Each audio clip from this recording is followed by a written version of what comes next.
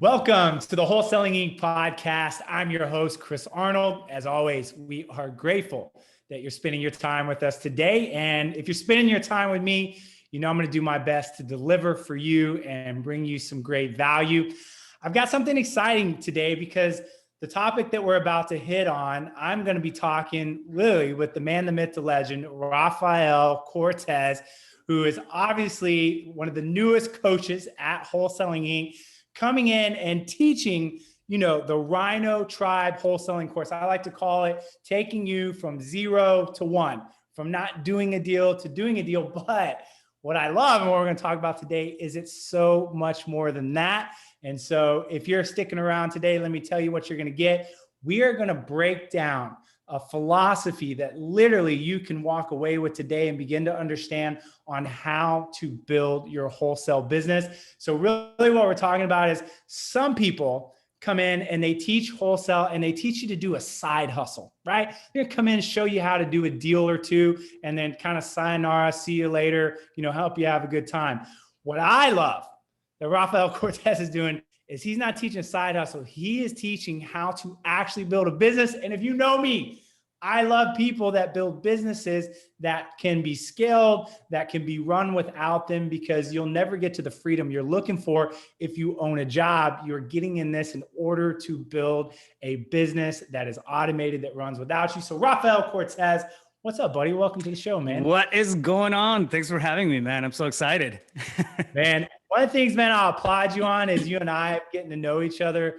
Man, you just have a lot of business maturity. You have a deep understanding. One of the first things when you and I were connecting, I was like, man, this guy looks at business like I do. It was like the first draw. I was like, this guy doesn't think like an investor. He thinks like a business owner. And you've done other businesses. You've sold businesses in the past. So that all speaks to just your history with this. So let's break this down. You have a philosophy, really kind of a wholesale blueprint is what you call it. And there's fundamentally like 6 stages to this blueprint on how to go from not just 0 to 1, but 0 to running an actual wholesale business. So I want to break these down one by one and drop some tidbits as we're going through it. That sound like a plan to you? Beautiful. Let's do it. Yeah. Let's do it. All right. So number 1 in your blueprint is source. Define this for me. Why is this step 1? What does it mean to source? And this is what you're teaching in your course. Well, I want to backtrack a little bit. I think, like you said earlier, a lot of the times we start into, there's a low barrier to entry in wholesaling. So a lot of people get into it with the thought that, okay, I'm going to make a deal.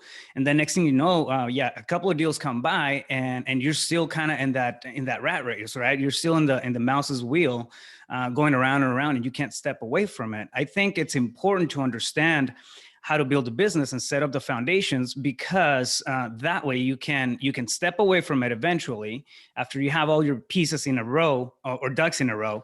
And really, at the end of the day, we're all into it to reach, a certain degree of freedom, right? Whether it's financial, it's emotional, it's time freedom, it's, whatever that looks like for each of us. So, success is subjective. But if you have a process, a system in place, you can really come in and build on that and reach that point when, if you just have a side hustle, it's never going to go away. It's like restarting the reset button every single time you have a deal. Every single month, man. It is. Yeah. I like this definition. I don't know if you ever heard it. The true measure of success of your business is not revenue. It's more how long it would run if you stopped working in it today. I mean, I feel like that's spot on with your mindset. That's Absolutely. How you measure business. How long is it going to run if you quit showing up to the office every day? Right. And that's the true measure of building something that has longevity and is going to work without you. And I know that this is exactly what you're showing how to set up. So let's break it down, man. Talk to us about sourcing. Cool. So sourcing, there's 6 steps. I broke it down into 6 steps. And this is the wholesale blueprint, right? The same way that I run my business, same principles that, we have dialed in through time and whatnot. So the first one is going to be sourcing, which is your marketing, your outreach. And it can be anything. It can be cold calling, pay-per-click. I don't care where you're getting your leads from. At the beginning, everything is just data. So we don't have leads. We don't have anything that's pre-qualified. There's no, no deals. It's just sourcing the sellers. And it's a whole process. There's a whole, dynamic, a whole, multiple things that happen during the sourcing stage. But this is really kind of happening outside your immediate business, right? So you source the deals. After you source the deals, you're going to have to pre-qualify them. You really don't want to send them over to acquisitions right away, because you don't want to talk to 1,000 just, database contacts. You want to spend the time with the people who are going to make sense. And that's where the pre-qualifying process comes in. During the Sorry. I got a question on that. Again, you're hitting on some good stuff already. So the pre-qualification process, I'm so glad that you're hitting on this, because don't you find that a lot of people skip this step? And this is why they get inundated and they create a bottleneck in their business, because they're dealing with stuff that's not pre-qualified, not allowing, really the cream to rise to the top. Is that what you're seeing here? Oh, absolutely.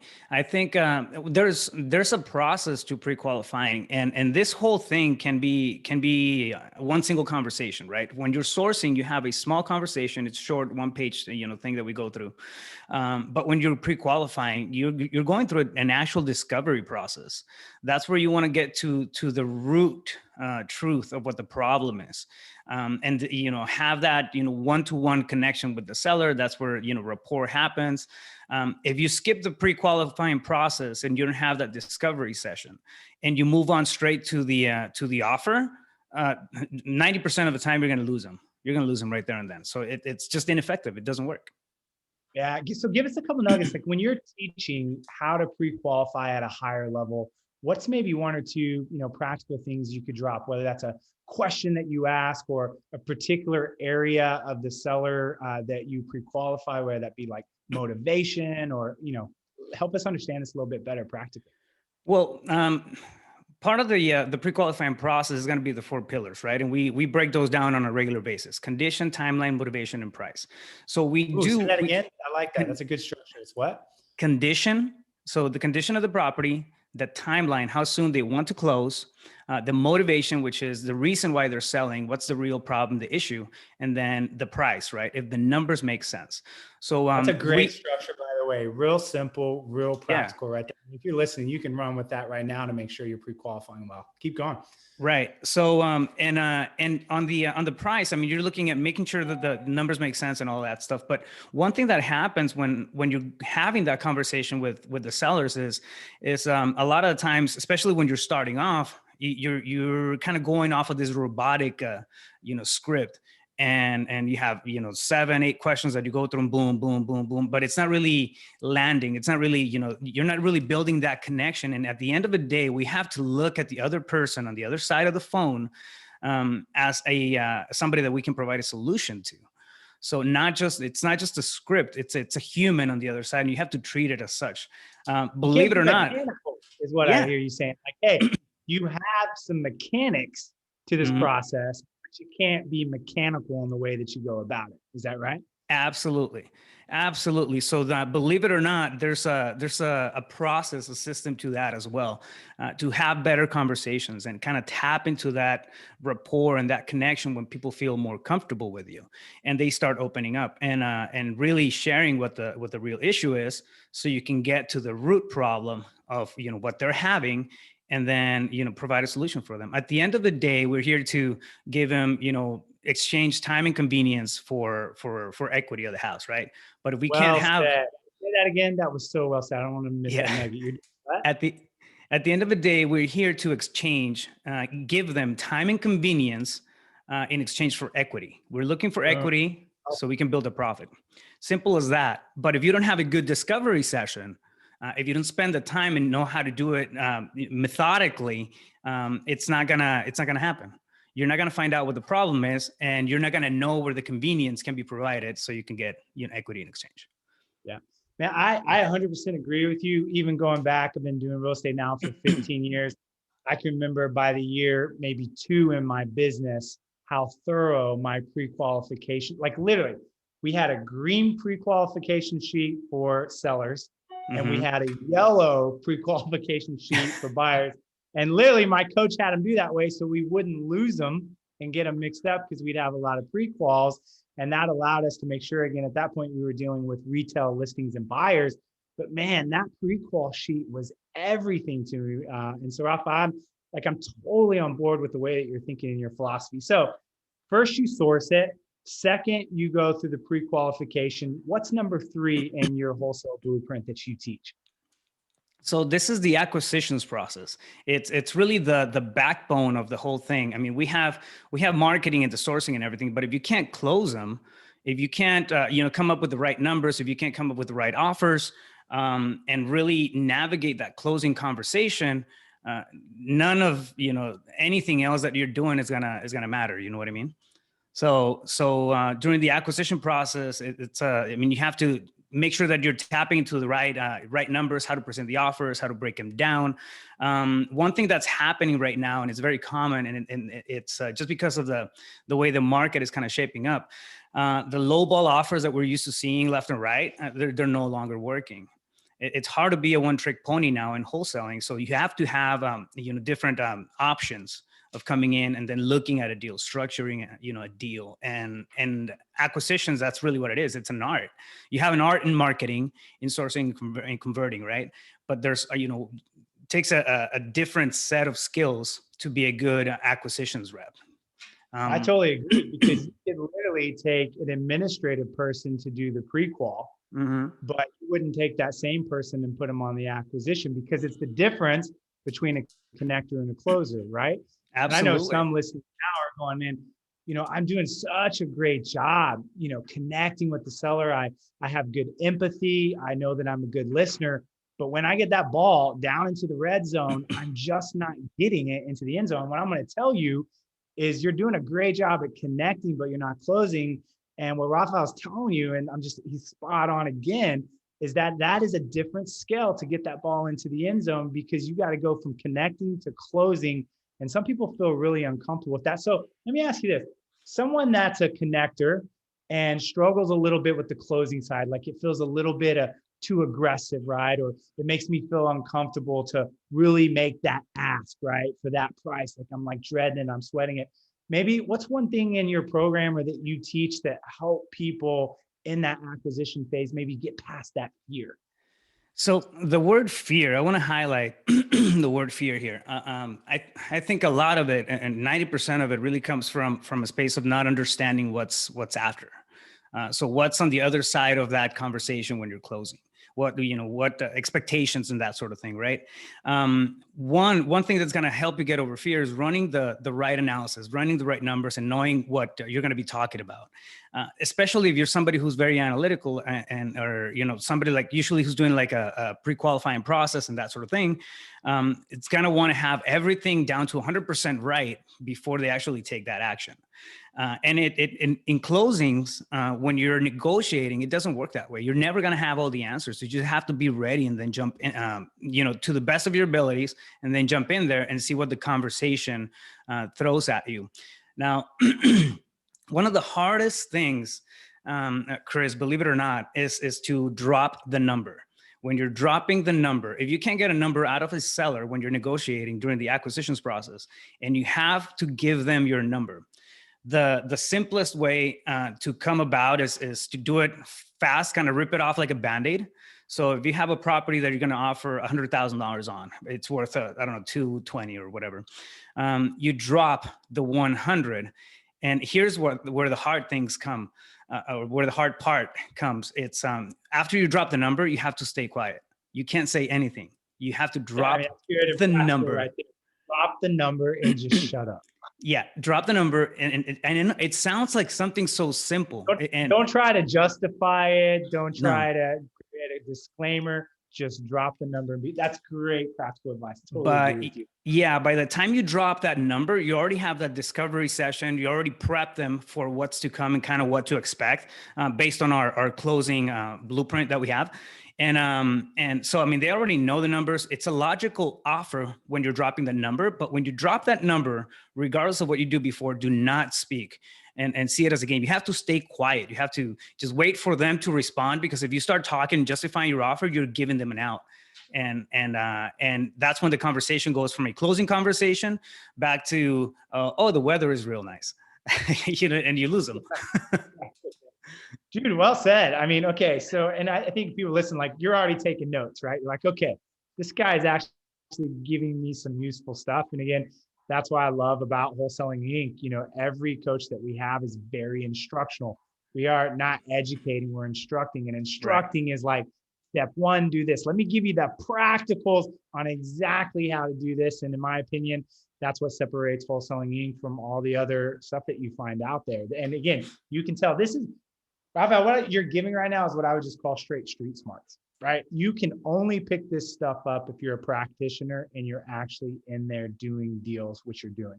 So let's go to number 4. You acquire. So obviously what comes up next is dispoing.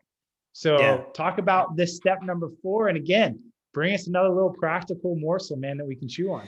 Man, there's so many different layers to the dispo process. Usually the idea is that I'm gonna find a buyer and then just push it. Call this buyer and sell this property. But there's so many different things that happen within the dispositions process. And that's what dispo is. It's when you're selling the property to your end buyer, right? To your investor buyer.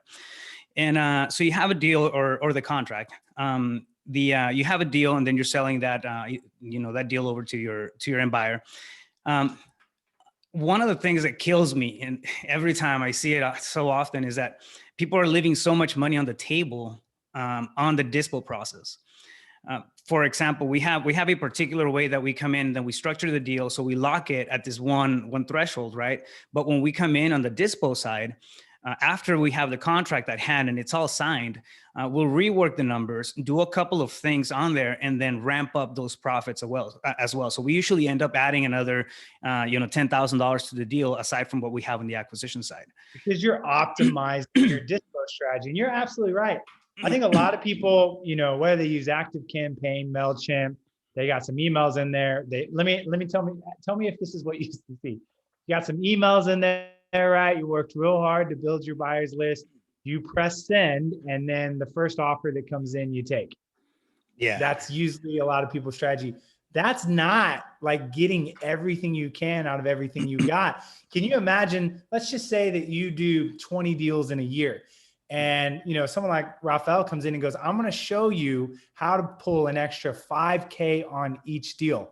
Man, that adds up. That's another 100K in your pocket simply because you didn't sell too quickly. You didn't take the first offer. And so I love that you're taking the time to teach this, because we should be maximizing the profit of every deal, not getting lazy and taking the first one. Yeah, when it comes to revenue and spreads, which at the end of the day is what it's kind of it's what people get into wholesaling for the most part, right? We end up structuring the deals around the solutions, but the entry thought is, okay, how am I going to make that check? How am I going to bring that money through the door?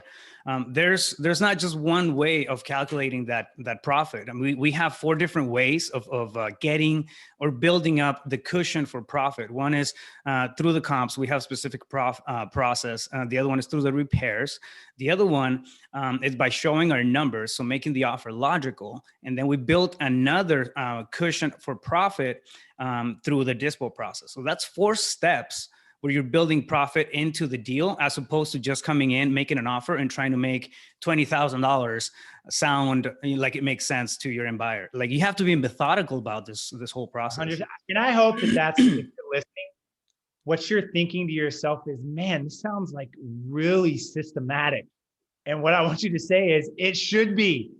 Business is extremely systematic. There is literally a process, a step by step. There is a methodical thing to do everything. Business is fundamentally systems. Everything you do in your life is a system. When you get up and you make a bowl of cereal, you have a system for making that cereal, whether you get the spoon out of the drawer first, whether you take the bowl down, whether you pour the milk with the fridge open, or you close it and then pour it and put it. Everything is a system. And so if you begin to understand that's what business is, Rafael's coming in like telling you, like, I'm giving you an extremely efficient, systematic way to do this. And that is why he's not teaching a side hustle. He's teaching you to run this thing like a business. I love it. Absolutely love it. Absolutely. So, Rafa, let's go. You have something else on that before we go to Yeah, number 5? and we and we do it consciously or subconsciously. Every morning when you wake up and you're putting on your shoes, which one do you put on first? It doesn't matter who you are. I don't care who you are. You have a system for things, whether you realize it or not. It's the same process here. And it's not that it doesn't have to be complicated. This is not a complicated business. It's a step 1, step 2, step 3. It's simple approach. But once you have it all laid down, you're cutting the learning curve, and it's tried and tested. It's proven. It's proven methods that really, at the end of the day, bring the win. And I agree. And I love the word simple or simplicity that you said there, because the reality is without systems, you're running a complex structure. With systems, what you're doing is you're integrating simplicity. And the reality is the longer you run your business, remember this, the more you should be moving to simplicity, not complexity. So if you're in the business now 4 years and you're looking, going, dude, this thing is just getting more complex, it's because you're not building it right. It should actually be getting easier and easier, simpler and simpler. It's the irreducible minimum. Right. This thing took 10 steps when I first started, and now I've got it down to 3. And I spent like 3 years figuring out how to go from 10 steps to 3 steps on this one process. And I have it down to the irreducible minimum. You can't do this thing more efficient. Can you imagine if that was every system in your business? I mean, that's a mature business. I think I've mentioned this before, but I have this philosophy of less business, more profits, right? And what I mean by less, it's an acronym for lean, effective, strategic, and simple. So anytime I start a new venture, and this is on my personal stuff, I approach it from the end, right? But if I can build something that's lean, effective, strategic, and simple, I know I'm going to be able to delegate it and step away from it, automate, delegate, and elevate. So otherwise, it doesn't make sense. Why am I building a side gig? Why am I building another job for me when I can get job security somewhere else and, I make less, but that's why you want to build a business, not a side hustle. Yeah, because the side hustle, you're working in it. A business, you actually get the freedom to work on it. There's a big difference between being in it and on it. So let's go to number 5. So it's source, pre-qualify, acquire, dispo. Now we're over to measure. What's happening? Right. Well, it's exactly what you said. Right now, it's working on the business. So what happens a lot of times, we get to that dispo process, we sell the property, or sell the deal to an end buyer, and we get that check, and that's it, right? We're thinking it's done. It's not done. It's so not done. The most important part is the last 2 steps. And oh my God, these are overlooked so often. But this is where you measure your performance on that particular deal. Where did that lead come from? What's the cost per lead on that particular campaign? And you break all those down. We call them KPIs, key performance indicators, right? But these are the little, think about a car dashboard where you have the fuel gauge, all that stuff, all the dials and everything. This is the dials of your business. So you want to track those, and there's a specific set that are very, very effective to track. But you want to track. Wait, I love this. I want to hit this. The challenge with KPIs is that there's so many KPIs that exist in your organization. Mm-hmm. And the real value of KPIs is when you narrow them down to the select few that really move the needle. Yeah. And so in your training, this is huge, by the way. It took me years in my investment business to get these KPIs down to the ones that matter most. You're actually coming in just going, hey, these are the KPIs that matter most. So I'm going to save you the time of tracking 100 things, and I'm going to take you down to X amount of things. Right. Focus on this. There's a big difference between KPIs and navigators. The KPIs move your bottom line right now. So if you improve a KPI, you're going to see your profits. You're going to see your revenue get bigger right away. And that's a KPI. It's a key performance indicator. Navigators are just other metrics, other stuff that you're tracking in your business as well. For example, a navigator is the amount of calls. It's not necessarily a KPI because it depends on the caller, right? So there's a couple of different variables. Anyways, it gets into a rabbit hole real soon. But the big thing is to differentiate KPIs between navigators, and you want to track your KPIs. The navigators, if you improve one, you're going to see a result in about 30 days, 45 days. But KPIs happen right now. And yeah, there's a specific set of KPIs that you want to follow when you're measuring. And And that, it's the deal doesn't stop at the sale. You go back and then you break it down. You see, okay, cool. This is what I got on this, and this. When you have, 2, 3, or 4 deals that go by and you're actually measuring that stuff, you start seeing a pattern, and it becomes a predictable, type of machine. You're building a machine. It's something that's okay, cool. It's like like a puzzle, but you know what the overall picture looks like. You're just kind of plugging pieces in. You're building your business off of. And I love what my Right. CFO has always taught me. The one phrase that he has nailed to me again and again is like, Chris, the numbers are a weapon. The numbers are a weapon.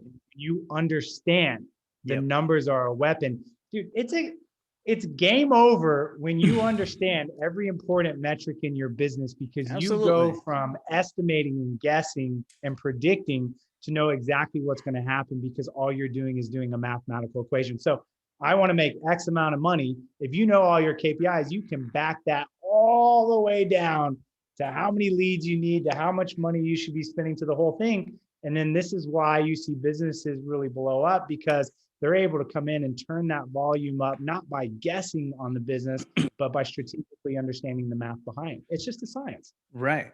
It's science. It's science. I know it sounds almost funny, but it is. You get to a point when you have all this stuff dialed in, and it doesn't take much. It doesn't take years and years to build it up, because you start seeing a pattern real quick. But where you can actually start allocating funds. For example, say I have $1,000. If I throw them into this one campaign, I can expect this amount of leads. From those leads, this amount of prospects. From those prospects, this amount of leads. This amount of deals, which are going to give me about this amount of revenue. So you can take $1,000 and end up with a ballpark estimate of what the revenue is based on your performance on your business. And that's where the measuring comes in. That's where the measuring, it's super important. If you miss that part, you might line. You're burning money. Yeah, exactly. That's what CR always tells me. You're just burning money. If you don't know your metrics, you're just burning money. That's what she says. This last one, I want to look at this.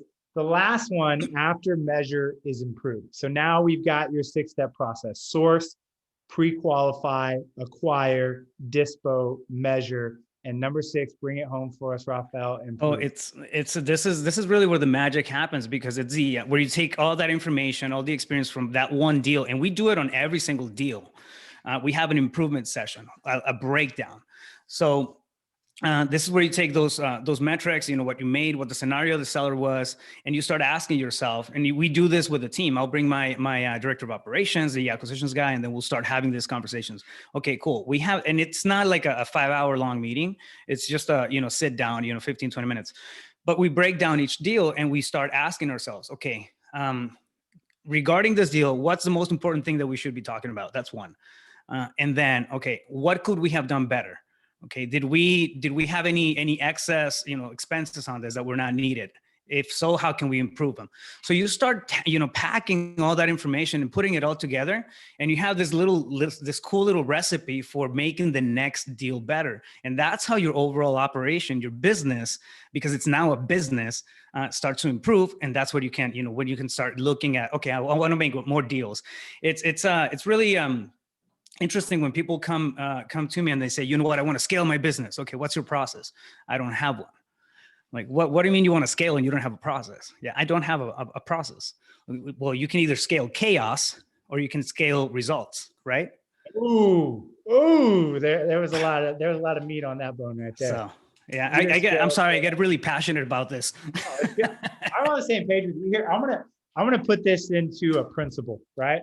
This is a principle that I live by, and I'm going to go from a business to your entire life. And here's exactly what you're saying, but I'm going to give it to you philosophically. Experience does not change you.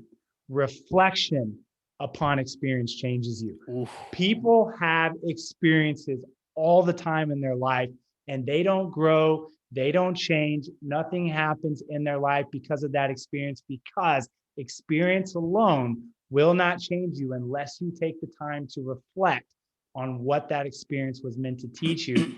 And most people don't take the time to slow down. And man, here's the thing. All these experiences in your life, underneath them are principles, lessons, wisdom. And they're all just sitting there for you to go back and reflect on those experiences because there's something for you to be learned. And what you're doing is you're taking a philosophical life principle and you're applying down the business and going, bro, you can have experience doing deals all day, but if you're not actually improving and reflecting on those experiences, you're never going to better your business. Those experiences aren't changing you. They're not making you a better business person. Yeah, absolutely. Simple as that. Simple as that. Yeah. No, so I love it. Yeah, I love it. So Rafa, you and I are like cut from the same cloth, buddy. I can sit here literally all day because there's a difference between, this is what I always tell people, don't define yourself as a wholesaler or a fix and flipper. When you start to put those titles on yourself, you're limiting who you are and who you can become. You are a business owner. You are an entrepreneur. Now, you might be utilizing right now the methodology of wholesaling, but as you grow and evolve and so forth, if you're a true entrepreneur, you will go launch and do other things. So be very cautious how you define yourself. And if you do that as a business owner, you'll start to think and really talk how Rafael and I have learned, again, through a lot of experience, a lot of pain. We paid for a lot of coaching and read a lot of books, man, to get to a place where we think about business from a business standpoint. So if you're listening, it's a learning curve, yeah. It's a huge learning curve. So if you're listening, you're like, man, I want to go from 0 to 1, or, I want to better my wholesale game. I've been looking for a guy that thinks like this. I don't want another guru that's just going to come in and show me how to deal a deal or two and pat me on the ass and be like, good luck. I'm looking for a system. This is why I know Wholesaling Inc. looked at you, Rafael, and said, we got to bring this guy on to teach the Rhino Tribe wholesaling course, taking you from 0 to 1. So if somebody's listening going, dude, I like this guy. I like him a lot. I want to learn more. Maybe this is something I want to do. Where do they find you? How do they do that? They can go straight to wholesalinginc.com, wholesalinginc.com, and then just set up a call with one of our guys. And if it makes sense, from your side and our side, we'll set something up. And I look forward to working with you guys. We're very interactive. We're out there. This is not one of those things that we're going to give you a login and a password and then go forth and execute. It's not my gig. It's in our best interest, my best interest, to make you successful in what you're doing. And my focus is really that. It's just part of my purpose. So they can go to wholesalinginc.com and then have a conversation. Yeah. Yeah. And of course, Wholesaling Inc., man, you don't get through the door unless you're coming in doing great instructional. And so, man, Rafael, you're the man. Glad that you're a part and coming in and adding value to the tribe. So all you guys, man, I know you had a lot of notes today. There were a lot of nuggets dropped, a lot of principles, some good, like, one sentence zingers that Rafael said they were great. Hope you wrote them down. And so till next time, we will catch you soon when we add more value. Talk to you later.